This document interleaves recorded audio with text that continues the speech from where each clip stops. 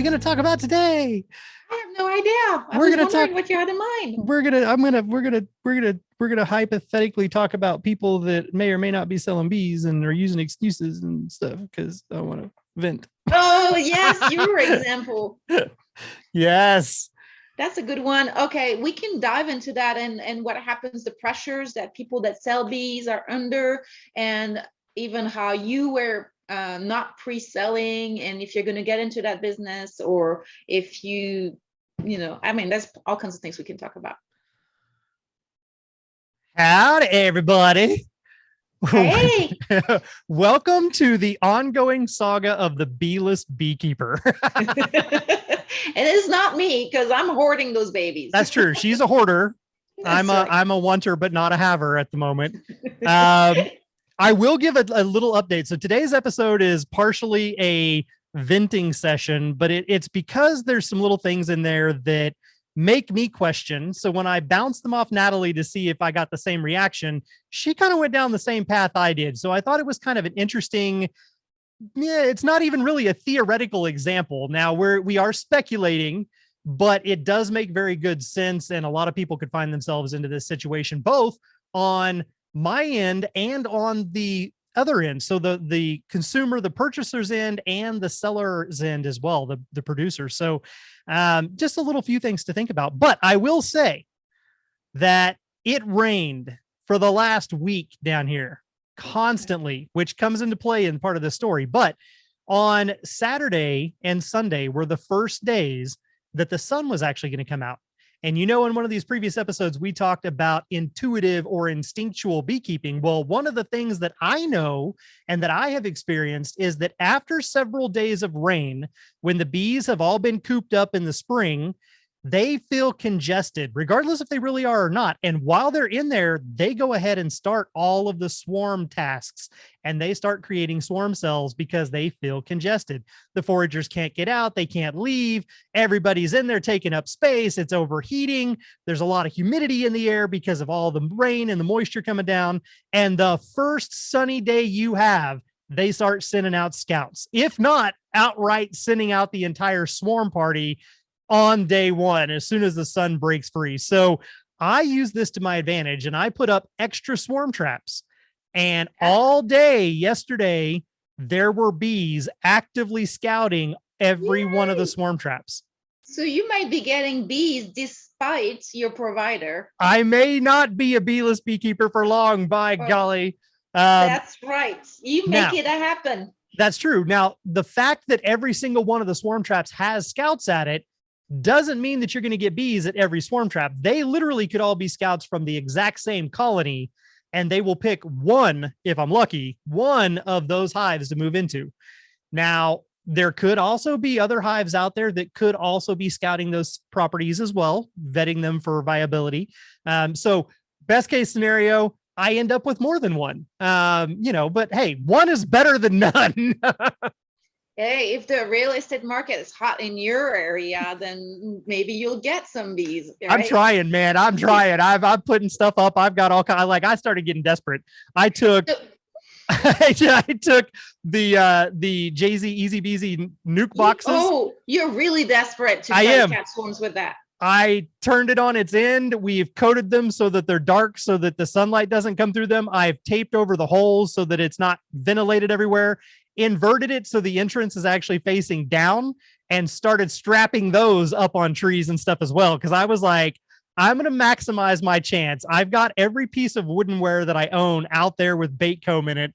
I'm using old nuke boxes. I'm using the plastic corrugated boxes, you name it. I'm putting it in a freaking tree. There you go. Did you have comb and things to bake with and everything, right? I did. Yeah. I had a bunch of Langstroth stuff that was up on top of the hotel that had kind of melted. So it doesn't really matter what orientation it's at. And my thought with the nuke boxes, with the corrugated plastic ones, was that if I hang them up and I invert them long ways, I have a frame in there so that they've got the wax and they can smell it. But I don't intend on them to build like that. I intend on them to attach on the top and build down natural comb. And then I can untape that sucker and open up that door and just do a cutout and straight into a top bar. That's great. That's a great plan. But you haven't told us exactly why you're so desperate for your bees. No. So we have talked about the fact that I did put in an order for bees that was supposed to come this spring. They were originally supposed to be here in April. Well, that's come and gone.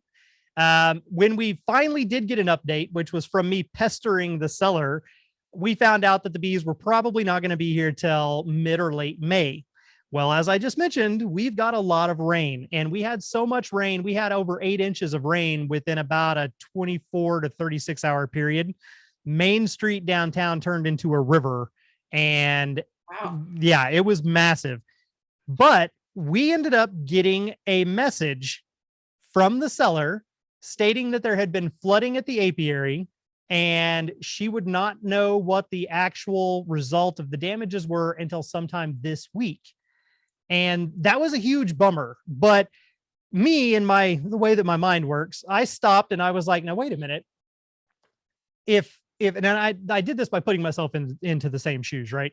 There If were more clues though. there were more clues. So the first message that we got was just straight up, there's been flooding at the apiary.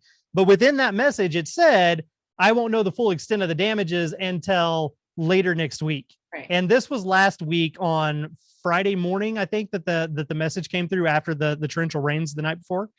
And so right off the bat, I was like, well, why would you not know the extent of the damages until next week? If it was my apiary and it flooded, as soon as it stopped raining, my butt's going to be out there checking my hives to see what damage. Yeah, see what damage has been done, salvage what I can, even if the water is still out there, picking up boxes, moving them to higher ground, whatever I've got to do to make sure that I can minimize my losses and everything's okay.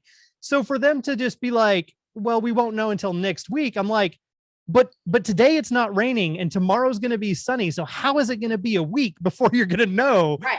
So that started me thinking, well, then people in this message thread start reaching out and saying, hey, I live in this area. I would be more than happy to come and help, whatever you need.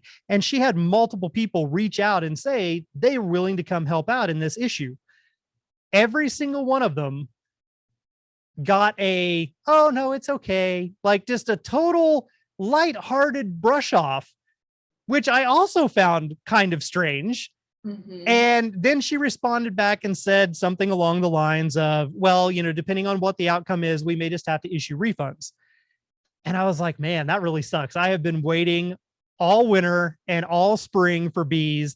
Everything is finally leafed out. Everything's in bloom. And we're rolling into May. And now originally you were even making it sound like it was going to be the end of May. Now you don't even know if it's going to be or not. And so it was a very frustrating situation. But when we went through and we talked about it, you had some thoughts that made a lot of good sense on what really may be going on. My first thought was she oversold herself.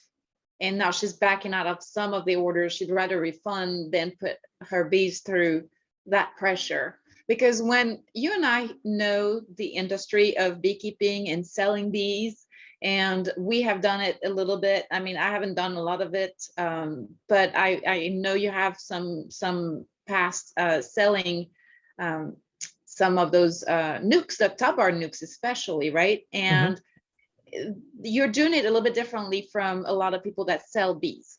Most people will take orders and then they will fulfill the orders. What happens when you do that is that you're putting yourself under a lot of pressure, not really knowing. You're betting that you're going to be able to split your bees, the weather's going to cooperate, and you're going to be able to deliver your nukes on time. And that puts the seller under a whole lot of pressure. Anything can happen. This is farming. Weather is a huge part of the equation.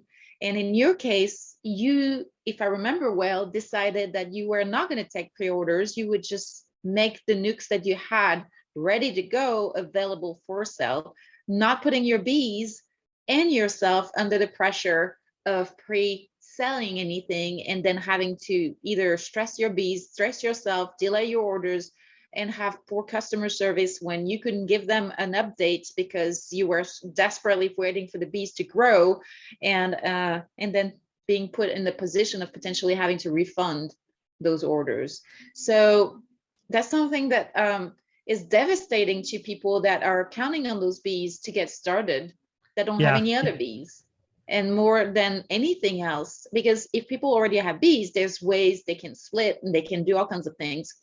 But if it's your first set of bees and you just wanted to get started, then backing out and saying, well, we'll just refund you your money, you've lost much more than, even if you get your money back, you've lost those bees in effect. Yeah, you've lost the bees and you've lost the time, because now by the time you do find bees, they're going to be in almost basically the beginning and middle part of summer. The main Right. nectar flow is, if it's still there, is going to be at its peak or dwindling, and you've missed out on all that growth opportunity. So now you're going to put more money into them, because you're going to have to feed them potentially to Right. get them to the space that they need to be at so that they can successfully overwinter. And that's if you even are able to find anybody who is selling them. So Well, that's a whole other thing there. That's the thing, supply and demand, right? And usually bees get sold out really fast. I don't know how it is in Arkansas, but in Texas, that happens. Most of the stuff is pre-sold by the time January comes around, and a lot of times by March, everything is sold out. Yep. And so you're left with no bees and trying to find bees everywhere you look, and everything is sold out. And so it's not only late, but you can't even find anything. And if you do, you're either paying a high price, supply demand, or you're getting crap bees, or both. Or both. A high price for crap bees. Yeah. So I was a little obviously put off by that whole scenario. I know. And if I were not the person that I am and did not have the experience that I do and have not done this myself, as you mentioned, when I sell bees, so there's a couple of ways you can sell bees. One of them is you are counting solely on your own stock. The other one is you are buying in bulk from commercial operations, splitting that and selling that out there. Those individuals are usually the ones that have no problem starting to take orders in October of the year before, and they can take hundreds because they're just going to buy how many ever they need to split. It's not really coming from them. And that is a telltale sign when you have that up front. The way that I did it was I would go through and check my colonies. I'd make sure that my parental colonies were doing good to overwinter. And then when I would go through and look at them in January, I would make an initial assumption on how many nukes I thought very, very, very conservatively that I could do. And I would hypothetically say, okay, well, right now, let's just say 10. So it was a very small number. It wasn't 50, wasn't 100, 10. And then I would wait through January until the beginning of February, and I would check again and see, are they still looking good? Are they still on par? Is everything looking to be the way that I want it to? And if so, I would then release those 10 nukes for sale, and I would do it in waves. By the end of February, I might release another 10 or another 15 for sale. And I always had people out there that needed them. So as soon as you released them, basically they were gone. People would purchase them and put their deposits down and everything would be good. But that's how I tried to take some of the stress off myself, because I'm not promising you in November that you're going to get 50 colonies when I don't know what's going to happen over winter. Like you said, Mother Nature can throw a curveball in there. And even now, here we are now in May, and Mother Nature has thrown another curveball. We didn't get them in April because it was really wet and really cold and temperatures were all over the place. So the bees weren't growing as fast as they normally would. And then all of a sudden, okay, well, we should get them in May. And now this torrential flooding comes through, and now you're not going to get them. But it's a very tricky situation and scenario. Now, the thing that I also discovered that I found very interesting is this person likes to post on social media. Oh. And what they have not posted is about the floods. Is about their apiary flooding. They've posted about flooding that happened here in town. They, oddly enough, they like to repost stuff from Texas. So I will see them repost things that our Texas beekeepers have posted, and I'll see that in the thread. But there's not anything in there about, hey, here's an update on my bees at my apiary, and here's the damage and flooding at my apiary. And I found that very lacking, especially if you are somebody that likes to post a lot.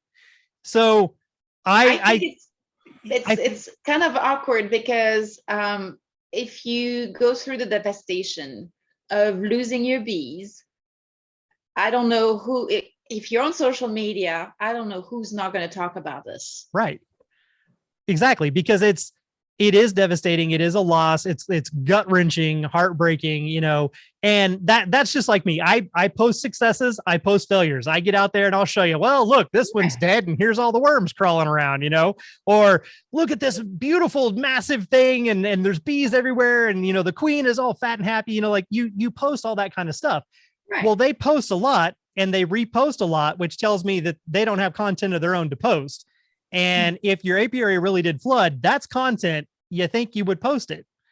So you're right. They're lacking and they're reaching out to get stuff to talk about. That's something huge to talk about. And you can get support and people can come and help out. Even if it's not in person. Okay, so there's a concern for people coming in person. There's a caveat to that part for sure. Yes, that's right. Caveat. And there's a trade secret. It's an inside joke, y'all. But that's a trade secret very often for beekeepers that are selling bees or rearing them for commercial purposes.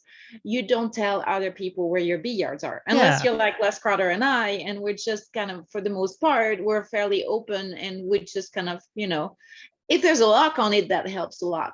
Right. Well, and that is actually a lot of times the bigger thing too. If you've got bees that are out in the middle of nowhere where there's not somebody physically living there and there's no surefire way to keep people in or out, you don't want to openly advertise, hey, there's a bunch of colonies out here that are completely unguarded, so I did give them that caveat from that perspective when people said, I will come help.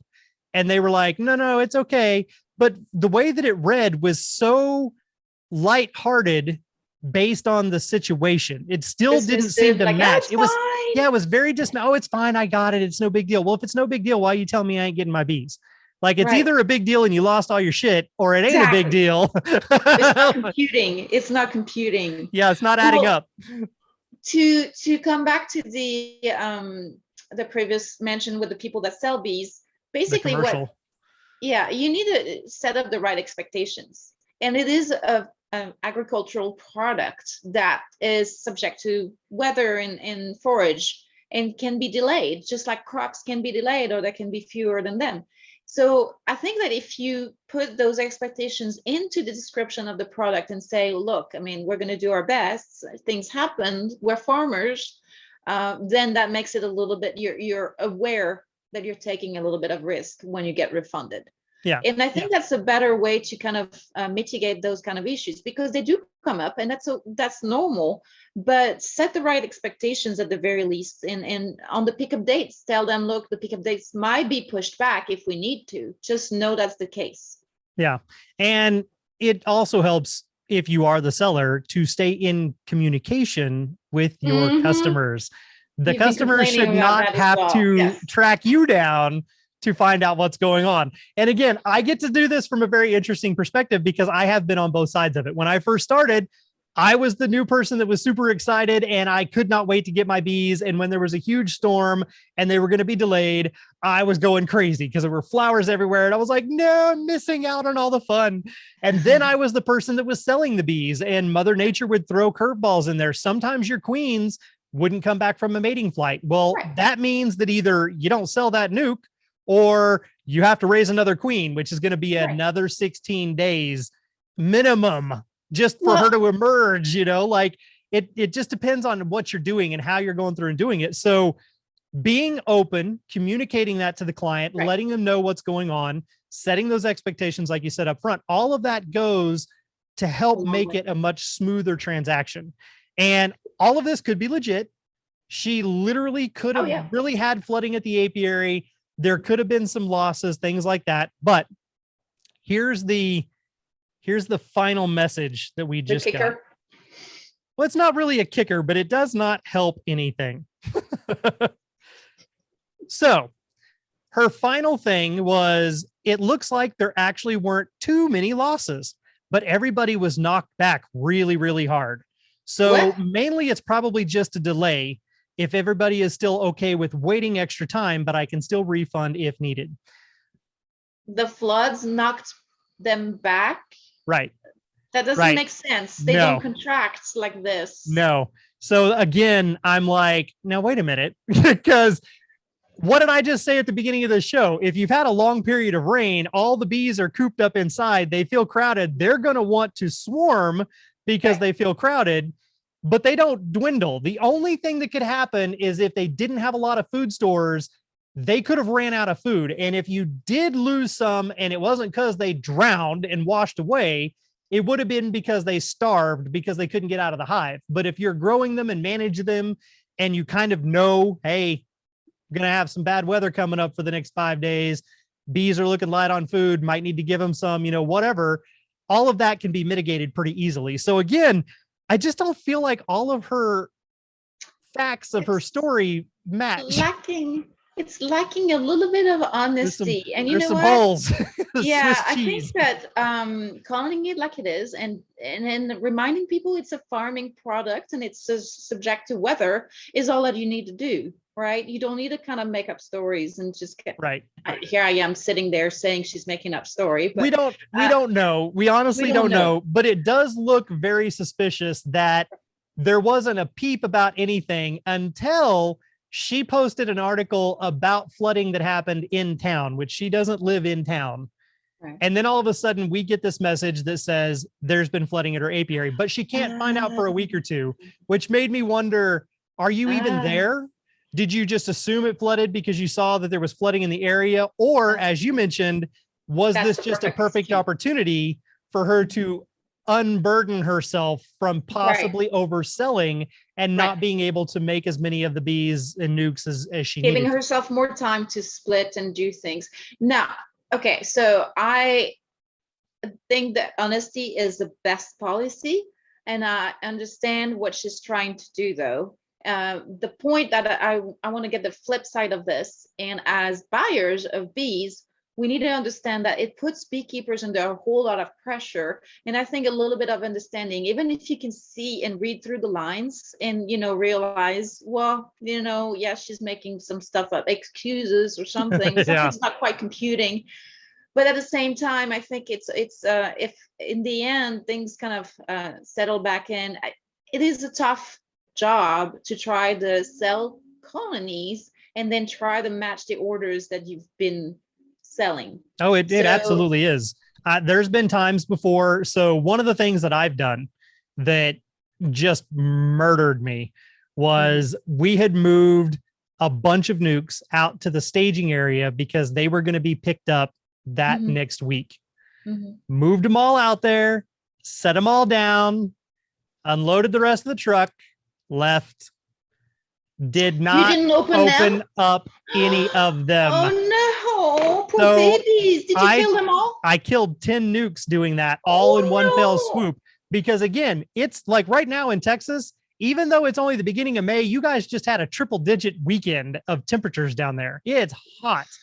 And if you can imagine 10 nukes, all the bees home, locked inside where they can't even get out and fan. An hour or two, you're done. They roasted. They melted inside there. And those 10 nukes, I then had to turn around and make them up. Like I had 10 clients that were coming to get them in a week. That were probably, that's right. That means I took the hit. That means colonies that were supposed to be honey producing colonies suddenly became donor colonies or got broken down, whatever you had to do to make it work. Because you had committed to a timeline. Now, I could have also turned around and said, hey, like, dumb me, I had a moment and unfortunately it's going to be, another 2 weeks or whatever. But those are all things that you as the beekeeper and as the seller, that's on you. You've got to make those things up. It was either your fault or Mother Nature's fault, but ultimately it's your responsibility and you're the one that has to make it right and make it work. And it can be insanely stressful to meet those deadlines and timelines. So I fully understand. And if it really did happen, I am right there with her, all of my support and sympathy. Right. I just feel like there's so many strange variables to her story that it just didn't jive. It felt more like excuses than reality, especially considering we haven't heard anything except for this. It's like, oh, sorry, and I'm like, wow. So yeah. One, she doesn't know who's buying the bees, right? So there might be a lot of brand new beekeepers, but there might be people that can read through the lines of what's going on. Yeah, that is very true. And I have done my fair share of sleuthing and doing research on the individual and stuff as well, because, especially the more odd things become, then the more Right. curious I become and I start digging even deeper to try to figure stuff out. So it is kind of an interesting scenario for certain, but we shall I see. wanted, yeah, I wanted to also mention that that's part of the research that you're mentioning is part of the homework when you're buying bees. Yep. Okay, you don't have much of a choice when you're catching them or trapping them or removing them. You don't know exactly what their story is. However, when you're buying bees, it is your responsibility, buyer beware, right? You just kind of do your research and find out not only what kind of a supplier you've got, which is not a foolproof, right? You don't ever always know. Some people don't have a lot of information out there. But it's also for people that are, you know me, I'm just kind of trying to do the natural beekeeping, right? And I always want to tell people the kind of bees that you buy is going to really sometimes make or break you. There's a much higher chance of success when you're buying local survivor stock. Yep. But if you don't ask those questions to your supplier, if you don't ask them, you don't have a history on those bees, you might be setting yourself up for failure. There's a lot of poor quality bees out there that are not necessarily adapted to your goals. Some people want the Italians, the commercials. They know that they are going to want to treat, and that's fine, and they're doing it for a purpose.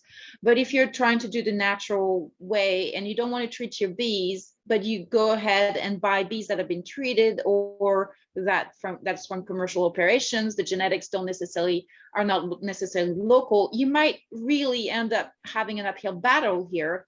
And one story that comes to mind is one of our apprentices was she bought bees from a local supplier that in Texas that that you and I both know.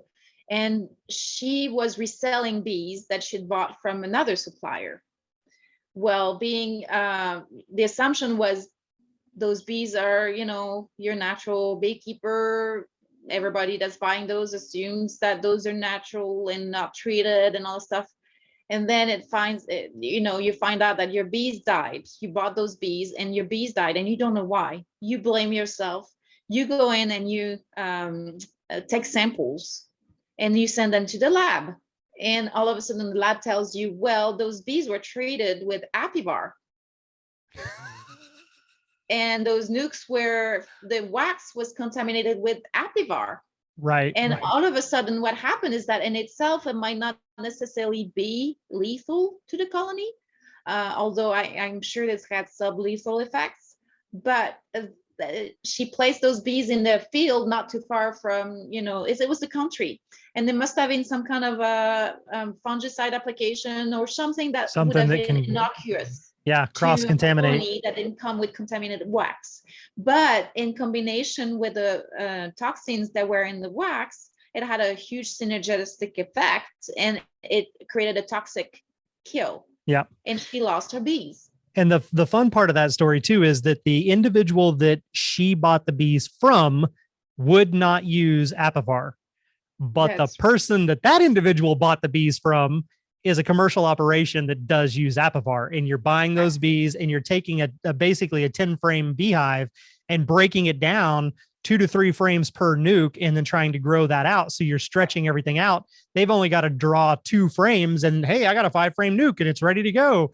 But that wax is contaminated from everything that happened out there in the almond orchards or wherever, where you do have fungicides and herbicides. And then it's a commercial operation that is buying in bulk and treating all at once with, in this case, Apivar. And now it's in there and it's in the wax. So is that individual that you bought the bees from, is that person somebody who would use that and treat? No. But again, did you really understand the full story of what they were doing? That those bees were not really their bees. They were simply reselling them and passing them off as their own. And that adds a whole nother level of complication to trying to know where your stuff's coming from. And that's where you, as a smart buyer, you go and you ask the questions from the first beekeeper, but then you're going to go and call the other beekeeper and ask those questions as well. You want to dig. You want to know that those bees are fitting your needs and your goals, and that there's no backstory that you're going to find out the hard way after the fact, right? Because it's definitely a buyer beware business. There's a lot of things going on. Those Franken nukes, kind of are saying, just kind of grab frames everywhere, throw a queen in there. And then I've got people picking up nukes that have a queen cage still in there. That's not a real nuke. This is a makeshift thing, right? Yeah. Well, so I have, there was one year that I ordered a bunch of bees from an apiary that was located in Oklahoma, but was selling bees in southeast Oklahoma and northeast Texas. Mm-hmm. And I was like, oh, well, they had them for a really good price. And this was when Ken was in his big heyday of like, I want to buy 10 of them. And I'm like, you don't need 10 of them. But we ordered some bees so that we could go through and use them for that whole initial experiment of stuff anyway. And I drove all the way up to East Texas to pick up these bees that were raised, supposedly the apiaries in Oklahoma, but they overwinter them in East Texas because it's a little bit warmer. And then they had the delivery locations kind of staggered where they would sell their bees at. I drive all the way up there. It was about 3.5 hours from Austin, maybe 4 hours from Austin to get there. I bring them home. I open them up, and there are branded frames in there from a commercial beekeeper in Houston. Yeah. And I was like, wait a minute. No, like, first off, I know that guy, and that's not who I bought my bees from. Right. So how did his frames wind up in your nukes that are supposed to be coming from Oklahoma? I was like, what the hell? Right. And you know, here's another practice, another dirty little secret of the beekeeping industry. I'm going to get shut at get out of this, but there's beekeepers out there that buy bulk commercial bees from the almond orchard, returning with all the toxins in the wax. They're probably Italians and just kind of treated bees and all the stuff, and they'll break them down and make those makeshift nukes and give them queens. And then you're buying those, you think those are local bees or anything. They're not. It's not, because, you know, they're telling you it is. It's just kind of, it's big business. It's big money.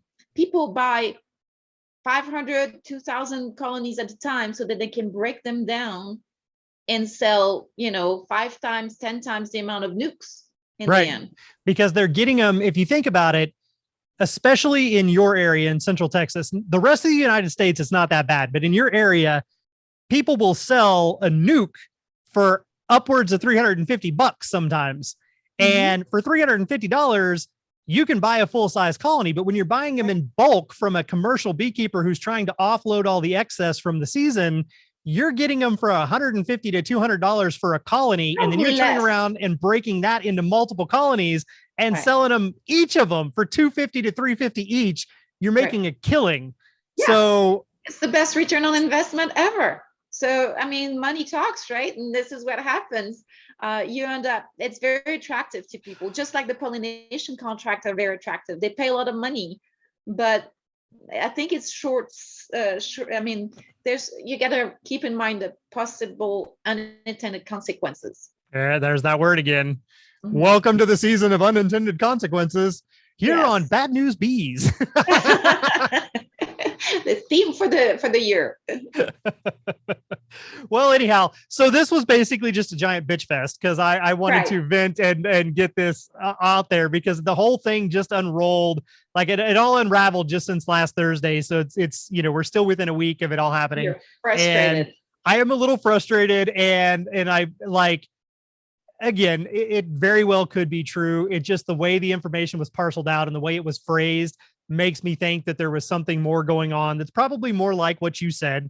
And, you know, that's fine and all, because again, I've been there, I understand, but it sucks when you are the customer who's been waiting. In the end, it does. And you're like, so hence why I now have out like every container I can think of out there for swarm traps. I'm going to get my bees no matter That's what. Right. Screw you. If you're not going to give me the bees I paid for, I'm going to go catch my own.